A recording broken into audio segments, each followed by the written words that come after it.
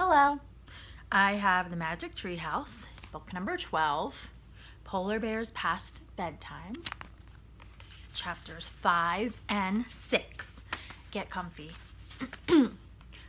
Chapter 5. You're it! The dogs were barking wildly at two small creatures playing in the moonlight. Polar bear babies, cried Annie. One roly-poly cub leaped onto the other. Then they both rolled through the snow. Hi, bears, Annie called. The cubs jumped up and shook themselves like wet puppies. Then they scampered toward Annie, who rushed to greet them. Hi, hi, hi, she called. Wait, shouted Jack. Where's their mother? He looked around for the mother bear, but she was nowhere in sight. Maybe they're orphans, he thought. Jack looked back at Annie. She was wrestling with the little bears in the snow. She was laughing so hard that she couldn't stand. Jack started laughing too. He carefully put the bear masks into his pack. Then he ran to join Annie. She was running with the cubs across the snowy tundra. One of them raced to her, tagged her, then raced away. Annie ran after the bear and tagged him back. You're it, she said. Jack and the other cub joined in. Soon, Jack and Annie and the two cubs were all chasing each other over the moonlit snow. They ran until the two cubs fell down ahead of them. The cubs lay perfectly still. Panting, Jack and Annie stared at them. Are they hurt? Annie wondered out loud. Jack and Annie ran to the cubs. Then, just as they leaned down to see if they were all right, the cubs jumped up. They pushed Jack and Annie over and scampered away. They were pretending, said Jack. He laughed. Jack and Annie charged after the cubs. They ran over the white tundra until they came to the frozen sea. Jack looked around. We're pretty far from the igloo. I don't hear the huskies anymore, he said. Maybe we should go back. In a minute, said Annie. Look. The bear cubs had scooted up a snowbank. They were on their backs, sliding down the bank onto the ice-covered sea. Jack and Annie laughed. It's like sledding, she said. Let's try it. Okay, said Jack, but then we have to go back. Jack followed Annie up the snowbank. He clutched his pack in his arms. Annie lay on her back. She whooped as she slid down on the ice. Jack followed her. Watch out below, he shouted. Fun.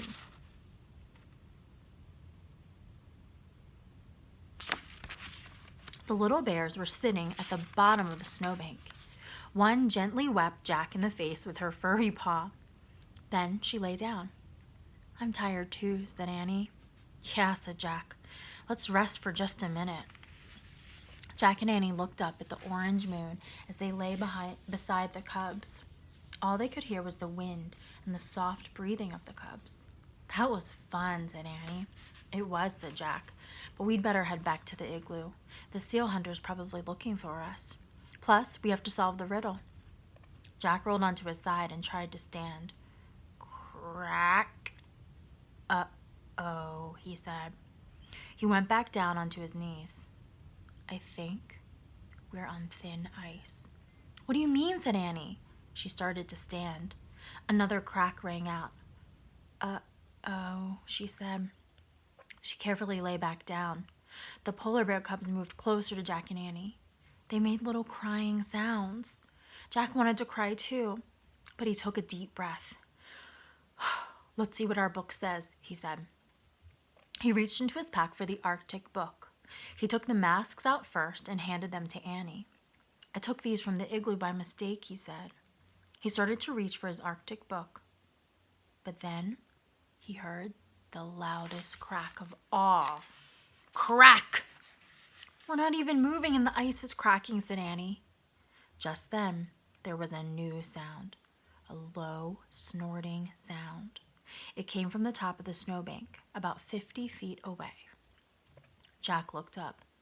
Staring down at them was a giant polar bear. The polar bear mother, whispered Annie. Chapter 6. Flying Bears. The cubs whimpered louder.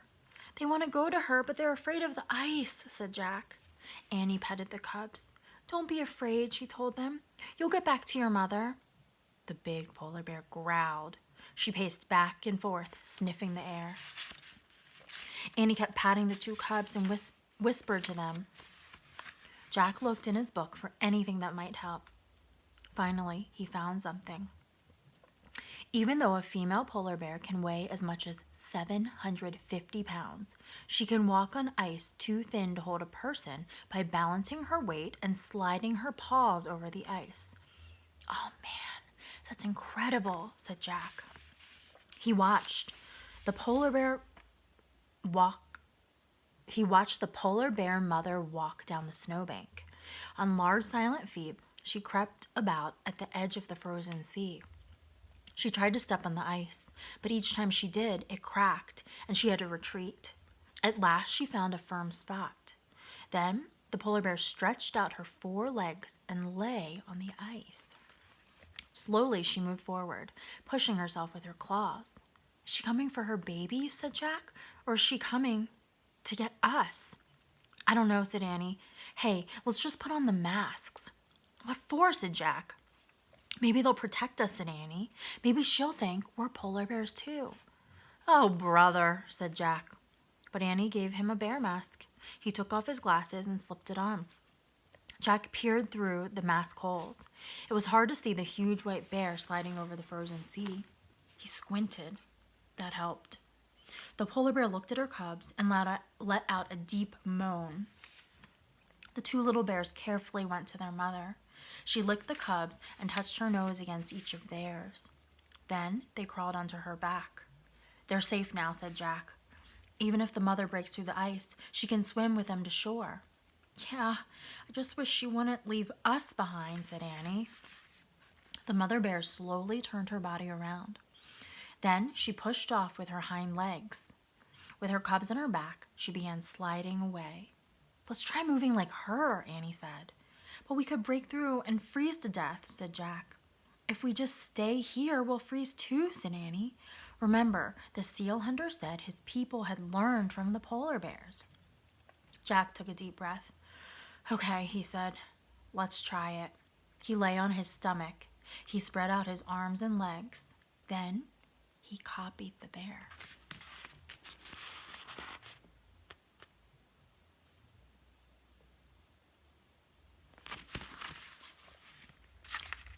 He pressed his mittens against the ice and pushed off, sliding his feet.